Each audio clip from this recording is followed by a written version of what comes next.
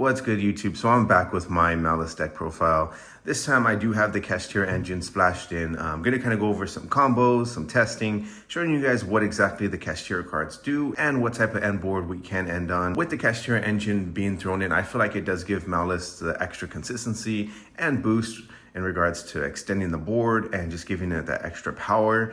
Now that the consistency and extra deck has been hit from the ban list, to be 100%, it is just a placeholder until we do get the support in a few weeks.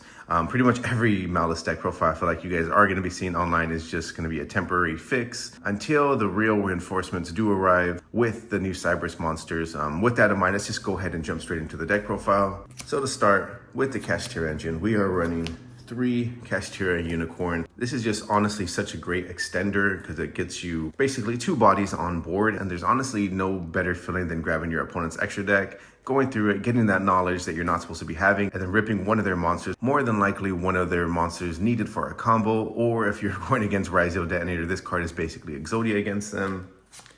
Then we have 1 Kashtira Fenrir, 1 Kashtira Birth, and the Field Spell Pressure Planet. I am thinking of adding, honestly, more Kashtira Fenrir or either more Pressure Planet, just because the cards eat hand traps.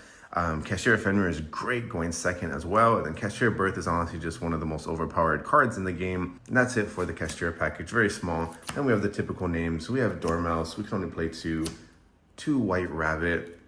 We have to max out on Chessy Cat now, 3 Chessy Cat. Then we have the traps, 1 of each, of course. Then 2 Maliss and Underground and 1 Terraforming. And now, of course, Dotscaper is back in the deck. Similar to the Kashtira cards, I feel like Dotscaper is just the extension that we need now to extend the boards, to help us link climb. Whenever we do utilize all of the names in our combos, and then Red Ransom gets a special summon herself, then we can go ahead and go into Dotscaper because we can banish it with Red Ransom from the deck, which then gets a special summon itself. Then we have the Bystial cards, 1 of each for the ones that are limited, and of course 3 Baldrake. With Fiendsmith being untouched on the ban list, I feel like you just need to max out on these as much as you can. Then we have Gold Sarc, which is technically a 1-card starter, Allure of Darkness, and 1 Cynet Mining. For this specific build, I am just utilizing 1 of each, because with the Kashtira package, it gives us the ability to kind of set bodies on board and establish even a decent control board if you just have the Kashtira cards. And for consistency, we have Triple Attack, Called By, and cross out, just to kind of ensure that our cards and plays go through. I feel like it's good to just have these 3 cards in pretty much every deck because hand traps are so relevant and every deck is pretty much running 15 and over. Speaking of hand traps, we are running 3 Ash Blossom, 3 Nibs, 3 Drone Lockbirds as our main hand traps. I am waiting for the Molcharmi cards to get in. I did order a playset with the recent reprints, so those are probably going to replace one of these 3. Not really too sure which one, possibly the Ash, just because having 9 really high impact hand traps is probably more ideal than having just a simple Ash Blossom that goes 1 for 1. Then to go in the extra deck, we were running the typical 1 of each, 1 A Bao, 1 Firewall Dragon, Splash Mage. This is just the typical stuff. Hagulers of those. What is not so typical is I keep deciding if I want to take these in or out. I am running Ultimate Slayer in the side deck, so I feel like having Neo Tempest is just a decent end board piece because Maliss does flood up the board and you kind of do want to have space when you pass it to your opponent to kind of go and have your second turn. I feel like Neo Tempest is a good monster. It is a link 5, it gets rid of a lot of your monsters. So now I'm going to do a quick little demonstration of what the Kashtira cards do in case you aren't familiar with them. If you're fortunate enough to never have gone against this deck, do a quick little tutorial. So you activate Pressure Planet. That's going to go ahead and grab us our Kashtira Fenrir. From here, we can go ahead and special summon Kashtira Unicorn because we have no monsters on board. Activate Kashtira Unicorn's effect to get a spell card. That's going to get us Kashtira Birth. So now we can go ahead and activate Birth and do our normal summon with Kashtira Fenrir. Kashtira Fenrir can then go ahead and activate and get us another Kashtira Unicorn from the deck. So we get a second Kashtira Unicorn. From here, we have 4 cards in hand. Hopefully there will be at least 2 hand traps. We also have Kashtira Birth, which gives us a special summon from the graveyard or the banish them. So during our opponent's turn, if they activate a spell card or effect and we have a Kashtira monster on board, which we do, we can go ahead and banish 3 monsters from their graveyard. So this is honestly a broken card. Then we have Kashtira Unicorn. Anytime they activate anything or go for an attack, we can go ahead and rip from their extra deck. Then Kashtira Fenrir can go ahead and banish any of their face-up cards as well. So we have technically three disruptions right here on top of the 4 cards we have. So in case they do break our board, we can go ahead and special summon on the next turn. Obviously, we're going to draw 1 card.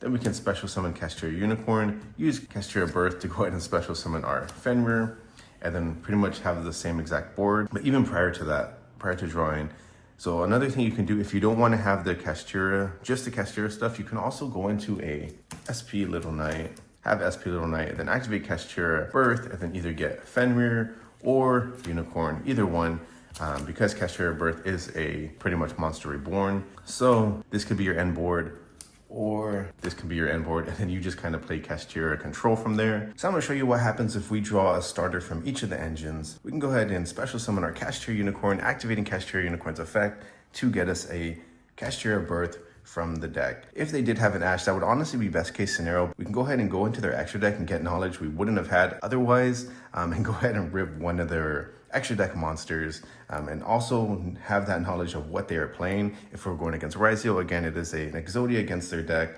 You rip out their detonator and they're pretty much done with just 1 Kashtira Unicorn. But if they're smart players, obviously they're not going to go ahead and Ash that. So from here, we can now normal summon our Dormouse. Dormouse is going to go ahead and banish our White Rabbit from the deck. White Rabbit gets to special summon herself back, pay 300 life points. Now we get our TB11 from the deck, place that face up.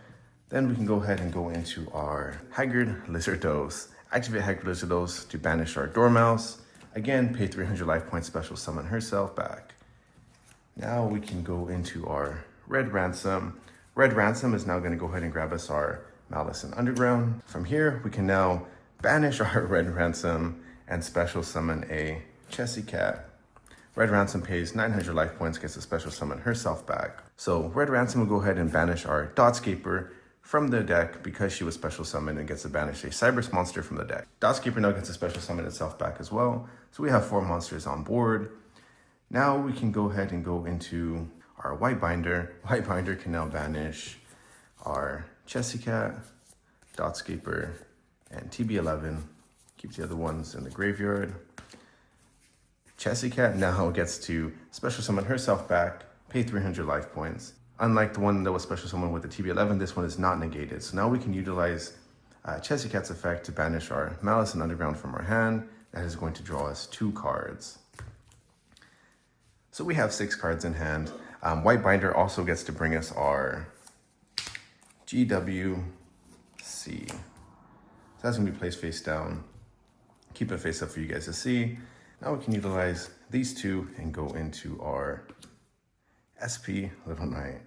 So we have SP Little Knight on board. Now we can utilize our GWC, banishing our White Binder to special summon back our Red Ransom. Then activate White Binder's effect to special summon herself back. Then we get to activate White Binder's effect to draw another card. So we've now drawn 3 cards, have 7 cards in hand. Now we can go ahead and activate our Kashtira Birth and special summon back our Kashtira Unicorn. So we can either keep the board like this, and then when we pass turn, utilize SP Little Knight to banish our White Binder and kind of go off from there. Okay, so somewhere in there we would have mixed those up, so we can put them in these zones. We're gonna go ahead and link these 2 off and go into our Firewall Dragon. So Firewall Dragon can go ahead and get us one of our graveyard monsters back to our hand. So we have follow-up with our Dormouse and 7 cards in hand. So now we also have a double bounce and then the banish with SP Little Knight. So when we pass turn to our opponent, we would do our SP Little Knight, banishing 1 monster from their board, and then we're gonna go ahead and banish our White Binder as well.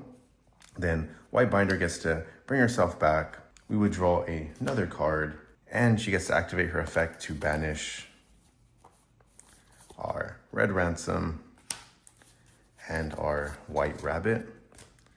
So then they get to activate their effects, get brought back. So they get special summon back. We lose 300, we lose 900. Red Ransom can go ahead and grab us our Underground for follow-up. And then White Rabbit can place our MTP07 down here. So now we have an additional banish.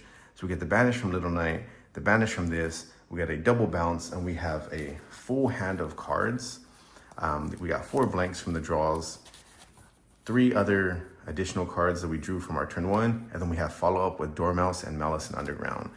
So I did do this board a different way. My camera did mess up. Somehow on the other board, I was able to keep Kashtira Unicorn on board, and we were able to have Kashtira Birth live as well. Like I mentioned on my other videos though, I did just learn this deck last week, and I do love decks like this because even when you play wrong and you misplay, like I did during this time, you're able to end on a board like this. And honestly, it is a reason why Maliss is my current favorite deck at the moment. Just it is so fun to kind of learn the different lines and kind of get lost in the lines a little bit.